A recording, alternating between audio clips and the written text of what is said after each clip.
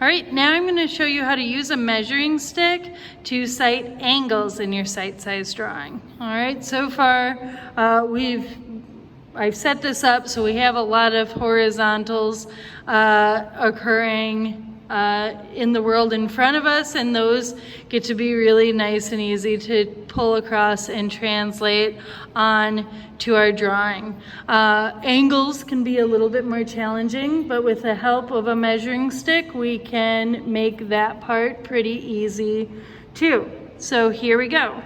What I'm going to do is I am going to begin by pulling my measuring stick, holding it out in space in an area that's kind of adjacent to an angle that I want to measure. So I'm going to go ahead and decide to measure this brace that sort of holds that counter plane up on this sink. So what I'm going to do is first I'll start holding my measuring stick out just horizontally. It is sitting, so it is running parallel to my picture plane. I can kind of smash it right into it. And then I'm going to pull it out into the world, so we're pretending there's a big kind of pane of window glass in front of what I'm observing, and my measuring stick is just resting right on against it, parallel to the drawing and pressing up against that window. What I'm really trying to say is make sure you're not projecting it out away from you. That'll be hard to pull back to a flat surface of a drawing. Does that make sense? So we want to make it sure that when we're measuring with a measuring stick or sighting with a measuring stick, we're holding it out nice and parallel to the picture plane so that we can come back and just drop it right down on there. Does that make sense? Okay, so with my measuring stick out parallel to the picture plane, I am going to hold it as a horizontal at the bottom of this brace angle. And then without projecting the edge forward or backwards, I am just going to rotate that measuring stick like a hand on a clock, counterclockwise I guess, until I get that angle to align with what I observe as the angle of that brace. Then what I'm going to do is I'm just going to slowly move my hand back without letting go of the angle and drop that right onto the drawing. Once I have it on the drawing, what I'll go ahead and do is trace its position. All right, I'm going to rub that out and do it one more time so you can watch. All right, so I'm going to start on my drawing to make sure my measuring stick is nice and flat and parallel to that surface. I'm going to pull it out.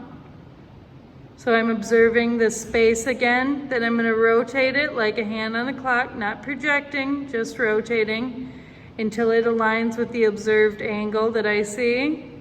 Once I have that position, I will pull it back and drop it down on my drawing. Once I've done that, I'll be able to go ahead and trace the angle onto the surface of my drawing. Easy peasy. Let's do it again. I think this time what I'm going to use it on is I'm going to use it to start defining the edges of this spray booth. I'll also get the little angle that I observe coming off of the edge of the corner of the counter back towards the backsplash. All right, first I got to measure a couple widths to get my spray booth in. So I'm going to go out in space.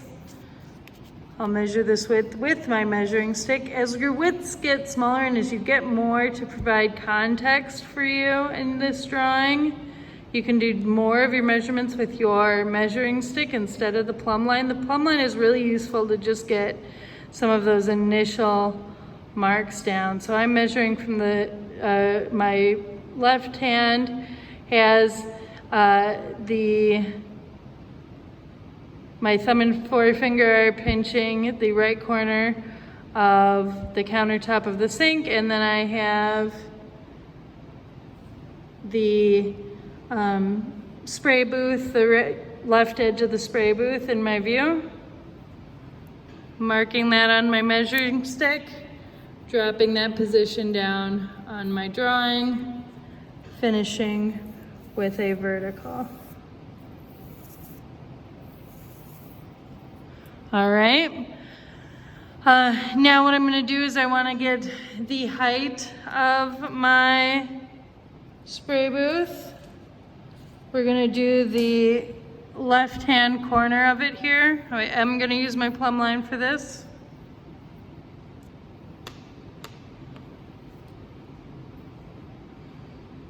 As I pull that out in space, I'm seeing it is about in line with my shelf. So that's pretty convenient.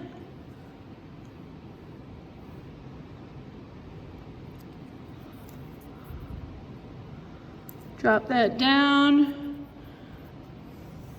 Use an extended mapping line here.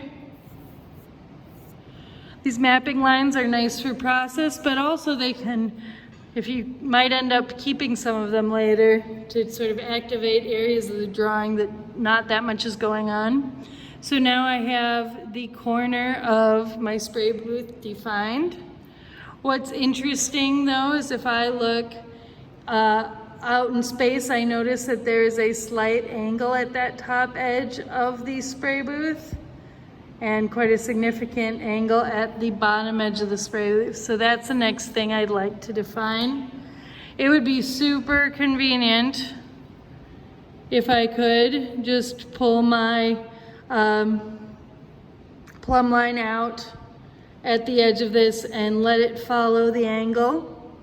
However, as you can see, that descending thrust just keeps going for that length between what I'm measuring out in space and the time it hits my drawing. So it's gonna end up much lower than we want it if we try to use the plumb line for that. So instead, I recommend the process I just showed you before. I'm gonna take my measuring stick, I'm gonna put my thumb and forefinger so that they are balanced at the left corner, upper left corner of that, and then I'm just gonna rotate it like the hand on the clock without projecting, and then bring that angle back to my drawing. I can drop it in place and simply add a tick mark. There we go. And now I've translated that angle onto my drawing. I can always check. One more time. See how it falls right in line with what I'm looking for. All right, I'm gonna measure the height of my spray booth. Quickly grab something in space to make me sure that I'm measuring from the proper spot. Yep. Bring it over, pull down. It's the height of my spray booth. Drop it. It's a tick mark on my measuring stick. Mark it on my drawing. And now, starting from horizontal this time, because this angle is closer to horizontal than it is to vertical. Hold it out as a fulcrum, rotate like the hand on a clock.